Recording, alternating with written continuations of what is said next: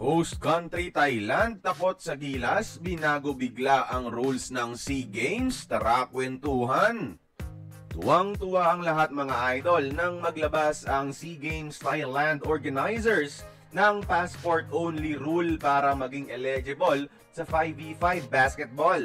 This means makakalaro na sina Remy Martin at iba pang mga FIBA ineligible locals sa gilas. Pero kahapon lang mga idol parang may change of plans yata ang Thailand.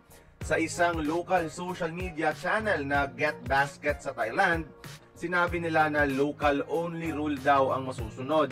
Meaning, lahat ng considered naturalized sa FIBA hindi makakalaro.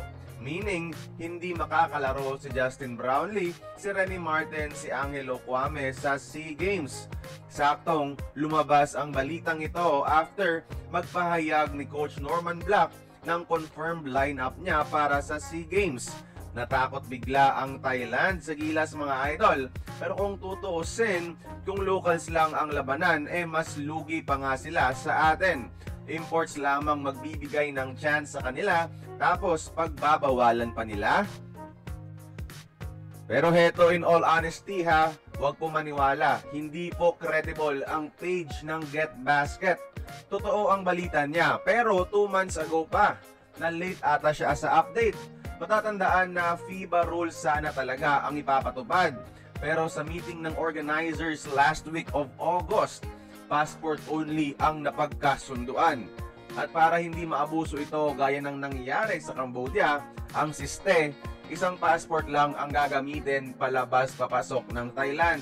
In short, only players na may active na ginagamit na passport ng Southeast Asian countries ang makakalaro at hindi yung mga dual citizen imports na hindi man lang ginagamit ito. So, tuloy pa rin ito mga idol para sa dream lineup ng gilas ni Coach Norman Black. Makakalaro pa sina Angelo Kwame, Justin Brownlee at Remy Martin.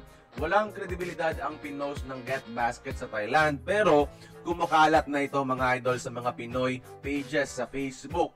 So, heads up lang para hindi tayo malulong sa fake news kapag nakita natin ang balita sa Facebook mga idol Takot lang sila sa atin, kaya gumawa na lang sila ng kwento na pabor sa kanila.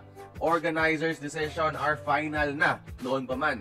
Kaya kayo mga idol, tingin nyo, kung sakali nga, may laban bang Thailand sa gilas kung puro locals ang pag-uusapan? Join the conversation, magkomento lamang sa ibaba.